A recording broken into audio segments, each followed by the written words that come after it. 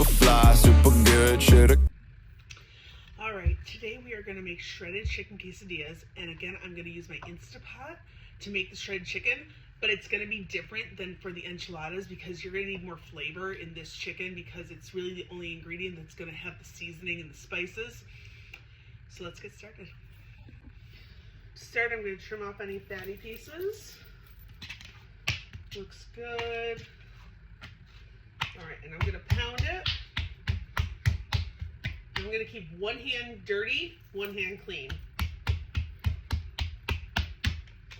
All right. I'm going to open up my seasoning packet. All right. I'm using a McCormick taco seasoning. It's got chili powder, paprika, oregano, cumin, salt, pepper, and garlic powder. So it's got everything you're going to need. So it's just kind of a cheat. Going to season both sides of the chicken. Wash your hands. Once you put your chicken into your Instapot, you're not going to use broth this time. I'm going to use a salsa. I'm using this one. It's from Aldi, and it's 24 ounces, but I'm only going to use about half of it.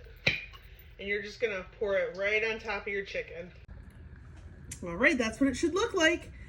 Nice covering of salsa over your seasoned chicken. Then we're going to stick our lid on. Make sure it's in the sealing position. Then you're just going to go down here, hit the poultry button, and let it do its thing. Once the timer goes off, let it naturally release for 17 minutes, and then you should be... Once the process is done, it's going to go to natural release, and it'll start counting a timer up. Let that go to 17 minutes. Naturally releasing, don't touch your vent yet. Once that 17 minutes is up, then you're going to hit your valve to venting and finish the process. I recommend using a glove or a towel over that. It can get really hot. And you'll pull your chicken out and shred it up. And then we'll be back. While the chicken's cooking, we're going to saute some peppers and onions. I like to put them in my chicken quesadillas. Gives it a little extra oomph. So just going to julienne the onions, and I chopped up some of these mini bell peppers. Over medium-high heat, you're going to add olive oil to a skillet. Once it comes to your smoke point, just go ahead, put your vegetables right in. I did turn it down to medium. And now I'm just making enough vegetables for 1 or 2 quesadillas right now because it's my lunch. And then I'll be making it again tonight for dinner for my husband. And you're just going to keep stirring them, mixing them around. I'm also going to add salt and pepper.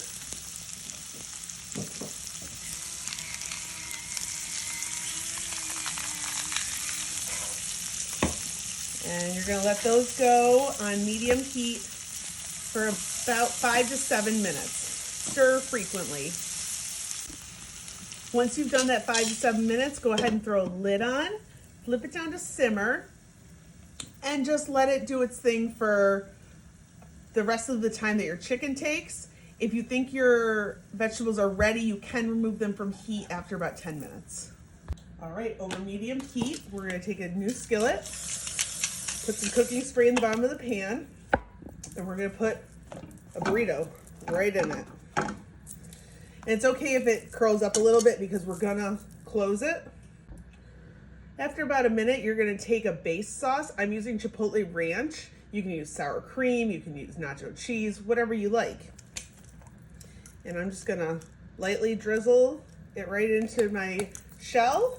I'm going to top it with the chicken. I'm going to try and keep it all to one side because we're going to close this.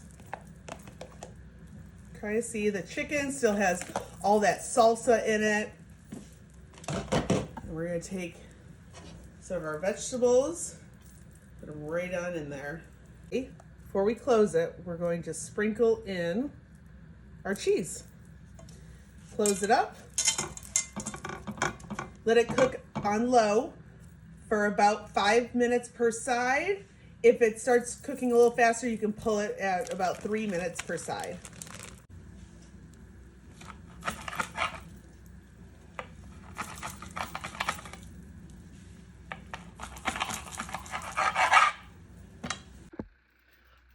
now that we're done, let's give it a taste.